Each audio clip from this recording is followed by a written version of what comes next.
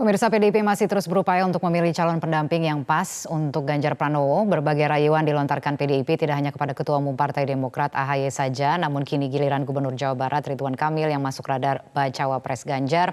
Apa sebetulnya yang diinginkan oleh PDIP dengan secara terbuka menggoda elit parpol di luar koalisinya? Bagaimana juga dengan teman koalisi PDIP P3 yang mengusulkan nama Sandiaga Uno sebagai cawapres pendamping Ganjar? Kita akan langsung membahasnya bersama dengan Wakil Ketua Umum Partai Golkar Nurdin Halid, politisi senior PDIP Nusyirwan Sujono, dan Direktur Eksekutif Foxpol Center Pangi Caniago. Selamat malam Bapak-Bapak. Selamat malam. Selamat malam Nusyirwan. Selamat malam, Assalamualaikum. Ya, suara saya jelas ya? Ya, jelas. Jelas ya. Oke, saya sebut satu persatu. Kalau begitu di situ ada Pak Nurdin, ada Pak Nusyirwan, dan juga Bang Pangi. Terima kasih sekali lagi telah bergabung bersama kami di Prime Time News. Saya ingin ke Pak Nurdin Halid terlebih dahulu untuk menanggapi nama Ridwan Kamil disebut dalam pantun Sekjen PDIP sebagai bakal cawapresnya Ganjar. Apakah tergoda dengan pantun politik tersebut? Di dalam proses demokrasi yang sedang intensitasnya sangat tinggi saat ini berkaitan dengan tahun politik, berkaitan dengan pilpres dan pileg, goda-menggoda, rayu-merayu, lobby-melobi, itulah bagian sebagai sebuah proses politik yang biasa saja. Jadi tentu saya mengucapkan sebagai Wakil Ketua Golkar terima kasih kepada PDIP apabila ada kader Golkar yang digoda, dirayu, diharapkan menjadi pasangan Mas Ganjar. Tetapi Partai Golkar tetap taat asas bahwa sampai saat ini tidak ada perubahan sedikit pun. Keputusan organisasi telah menetapkan dan mencalonkan Pak Erlangga sebagai calon presiden. Oleh karena itu, karena beliau posisinya masih Pak Erlangga tetap calon presiden, maka itulah yang terus sekarang dilakukan lobby-lobby politik dengan partai-partai yang belum ada koalisi karena Partai Golkar belum memenuhi syarat untuk mengusung satu calon presiden. Oleh karena itu sekarang kita sangat intens, semua fungsional tugas untuk bergerak cepat dan dinamis melobi Partai Amanat Nasional, melobi PKB, melobi Gerindra untuk menjadikan Pak Erlangga sebagai calon presiden. Alternatifnya adalah calon presiden atau calon wakil presiden. Tapi itu ada pada Pak Erlangga.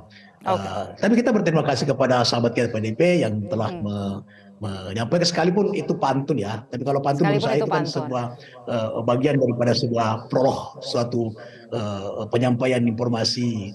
Menurut saya itu hanya hiburan saja. Hanya hiburan saja, jadi tidak dianggap serius. Jadi dianggap bukan tawaran yang serius. Maksimal. Tapi kita berterima kasih sekalipun disampaikan sebuah pantun. Kang Emil itu adalah kader Golkar dan wakil ketua umum Partai Golkar. Kalau dilirik oleh PDIP tentu kita berterima kasih. Tapi Kang Emil juga adalah seorang sosok kader yang sangat taat asas, menyerahkan kepada partai dan partai tetap pada keputusannya yaitu Pak Erlangga sebagai capres minimal jadi cawapres. Begitu Mbak Fani. Baik, Pak Nusyirwan silakan ditanggapi. Ini sebenarnya ajakan serius atau bagaimana kita memaknai pantun dari Pak Hasto itu? Ya ke pantun Pak Hasto ya karena diucapkan tentu pantun itu benar adanya karena dipantunkan. Tapi jangan salah bahwa nama-nama seperti Pak Ridwan Kamil itu kan seperti tadi yang disampaikan oleh rekan-rekan juga bahwa itu merupakan nama-nama yang memang masuk di dalam penilaian kami dan itu bagian dari beberapa alternatif dan kemungkinan-kemungkinan yang akan mendampingi Mas Ganjar kelak. Jadi tidak adalah kami tidak punya karakter untuk mengganggu atau katakanlah dengan tanpa menghormati proses politik yang selama ini sudah dilakukan oleh teman-teman atau katakanlah keputusan-keputusan institusi partai yang sudah menetapkan atau katakanlah dengan kebijakan keputusan berkaitan dengan calon presiden dan wakil presiden. Itu kami sangat menghormati dan kami tidak ada sedikit pun keinginan untuk mengganggu atau katakanlah menggoyang dan sebagainya, apapun narasinya, mohon maaf itu bukan karakter kami. Bukan karakter PDIP ya, tapi mengapa kemudian dilontarkan secara terbuka, seakan-akan menggoda elit parpol di luar koalisinya dengan rayuan sebagai bakal cawapres? Ya itu kan Mbak yang menyampaikan itu sebuah rayuan, tapi tidaklah. Kami tidak Bukan merayu, rayuan ya? masa ia menjadi wakil presiden sifatnya rayu-merayu, tidak. Jadi itu di dalam forum yang sifatnya juga terbuka, penyampaian hal-hal memang pada kondisi seperti ini tidak bisa dipungkiri. Setiap ucapan apapun yang disampaikan itu tentu akhirnya dimaknai dengan sikap politik. Tapi tidak, dan perlu kami juga sampaikan sama juga dengan Pak Erlangga, kemudian juga Ridwan Kamil, atau katakanlah nama-nama yang lain yang sudah banyak muncul, itu memang merupakan bagian yang kita lakukan, PDI Perjuangan lakukan evaluasi, lakukan perhitungan-perhitungan, dan itu semua nanti Ibu Megawati yang akan mengambil keputusannya kelak. Bukan wilayah kami untuk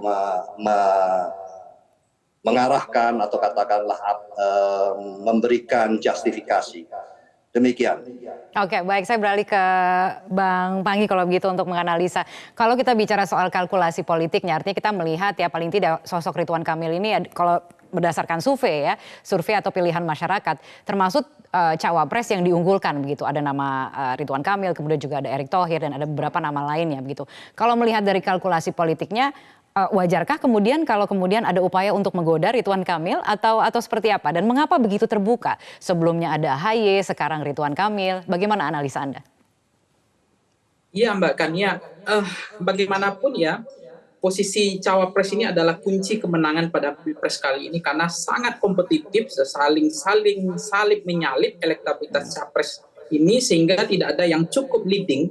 Ini membuat ada keputusan untuk melakukan itu. Yang kedua Mbak Kania, soal Erick Thohir yang cukup unggul atau soal Ridwan Kamil kemudian dilirik, ini wajar sih menurut saya. Tetapi ini tidak akan pernah terjadi, ini hanya sebatas gimmick politik sebelum ada titik persamaan kepentingan.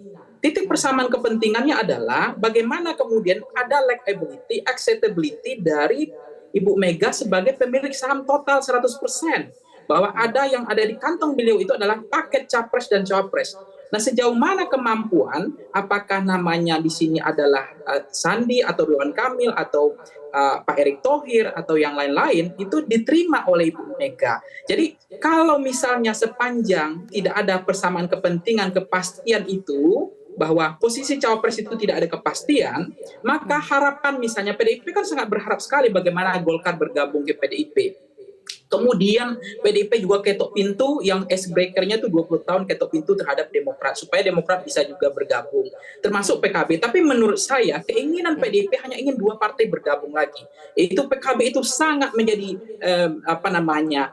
big bond ya, itu menjadi kunci karena itu ada kekuatan penuh, itu akan menambah kekuatan PDIP. Yang kedua adalah Golkar. Dua partai ini diharapkan, tapi jangan, menurut saya rayuan maut ini, rayuan Pulau Kelapanya PDIP ini tidak akan pernah berhasil sepanjang mereka memberikan ada titik persamaan kepentingan yang ingin mereka. Sepanjang karpet merah itu belum diberikan, yaitu posisi cawapres, karena Caimin ngotot dengan cawapresnya, kemudian Erlangga 2 kali tiket dirobek, tidak mau lagi, Golkar tidak maju, karena memahami bagaimana mazhab kemenangan pemilu kalender serentak.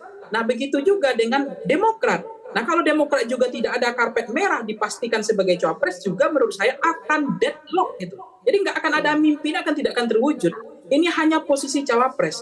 Nah, sementara memang kita nggak bisa memahami ya bagaimana luar biasa Ibu Mega sebagai veto player, sebagai kingmaker, dia sangat menentukan. Berbeda dengan koalisi perubahan atau koalisi mungkin yang lain, itu kan tidak equal, tidak setara. Bahwa sahamnya itu tidak 100%. Bahkan PDIP sendiri, Ibu Mega, itu jangan-jangan katanya begitu, bahwa saham itu Pak Jokowi pun tidak bisa menyodorkan cawapres. Gitu. Nah, karena itu adalah hak prerogatif, hak veto player, hak dari saham 100% Bu Mega. Nah, bagaimana kemungkinan, keberanian, kemampuan cawapres-cawapres yang potensial, jangan-jangan ini hanya gimmick. Misalnya cawapres di modal, ada 4 modal variabel indikator, bahwa elektabilitas, Yang kedua adalah bawa partai politik. Yang ketiga adalah bantalan logistik. Kemudian keempat adalah preferensi elit. Nah, menurut saya ini bisa saja bisa jadi gimmick politik, tidak menjadi penentu sepanjang Ibu Mega belum mengunci siapa namanya. Ini yang menarik menurut saya. Ini akan membuat ada PDIP ingin grand coalition. Sebenarnya PDIP ini kan partai yang golden ticket. Dia tidak mau berharap juga siapapun bergabung, Mbak Kania.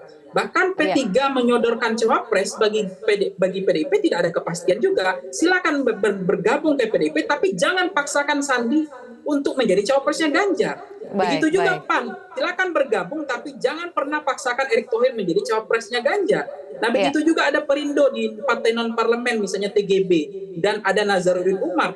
Begitu banyak cawapres potensial yang sedang dilirik oleh PDIP untuk menjadi pasangan cawapres Ganjar gitu. Dan ini cukup kompetitif. Dan Ibu Mega akan memutuskan ini adalah betul-betul politik last minute atau injury time menurut saya. Jadi tidak akan cepat, akan menunggu sampai dengan momen-momen terakhir, sementara waktu akan dibiarkan deadlock seperti sekarang ini. Tergantung dari Golkar gitu misalnya sekarang ya, tadi sempat disebut-sebut partai yang ditunggu-tunggu untuk bergabung. Tadi itu analisanya ya dari Bang Pangi gitu ya. Pak Nurdin melihatnya seperti apa? Apakah memang membutuhkan karpet merah tersebut untuk bisa bergabung? Seberapa besar peluangnya untuk bergabung dalam koalisi besar seperti yang mungkin diharapkan? Itu analisanya Bang Pangi ya. Nanti saya akan tanya ke Pak Nursiwan juga. Dalam politik itu apapun ya, ujungnya itu adalah bagaimana merebut kekuasaan. Sekarang kita membangun demokrasi kita dengan multi partai. Ya. Kekuasaan itu mesti direbut. Semua partai pasti menginginkan sebuah kekuasaan. Nah, oleh karena itu, ketika kita hendak merebut kekuasaan, pasti yang berbicara kepentingan. Nah, Partai Golkar tentu punya kepentingan. Nah, kepentingannya adalah di mana Partai Golkar mengharapkan dan telah menetapkan melalui Munas dan Rapimnas Pak Erlangga sebagai calon presiden. Alternatifnya adalah calon wakil presiden. Nah, oleh karena itu secara kalkulasi politik itu adalah memang tidak mudah untuk bergabung dengan PDIP. Itu terus terang saya katakan tidak mudah. Kenapa? Karena tadi itu mandat yang diemban oleh Pak Erlangga sebagai ketua umum Golkar dari seluruh kader partai. Nah, sementara kita tidak bisa juga memaksakan keadaan atau menciptakan karpet merah bagi sahabat kita dari PDIP, karena PDIP juga adalah satu-satunya partai yang memiliki golden ticket ya, dan itu ada, dan di sana juga demokratisasinya adalah di tangan Ibu Megawati, dan itu tidak salah, itu adalah mandat Kongres sehingga ada kewenangan pada Ibu Mega. Nah, oleh karena itu memang secara kalkulasi politik itu tidak mudah Partai Golkar untuk bergabung dengan PDIP dalam kerangka untuk menyatukan antara kepentingan PDIP dengan kepentingan Partai Golkar. Tetapi dalam politik itu tidak ada yang sulit ketika kepentingan itu bisa dilakukan secara bersama-sama. Ketika kepentingan itu bisa nyatu, kepentingan bersama bisa diwujudkan, maka pasti ada deal di dalam sebuah peristiwa politik. Nah, tapi saya katakan bahwa Golkar di mana sampai saat ini tidak bergeming sedikit pun terhadap Pak Erlangga sebagai calon presiden maupun calon wakil presiden. Itu adalah ketetapan Partai Golkar, dan yang bisa merubah itu adalah Rapimnas, minimal Rapimnas atau Munas. Dan itu yang bisa melakukan adalah Pak Erlangga sendiri sebagai ketua umum Golkar yang telah diberi mandat oleh konstitusi organisasi. Begitu. Baik, tapi artinya sekarang aktif mencari begitu pasangan koalisi, apakah sudah cukup dengan koalisi yang ada sekarang ini, atau kira-kira seperti apa yang kemudian membuat mungkin Partai Golkar sampai dengan sekarang belum membuat keputusan yang berarti?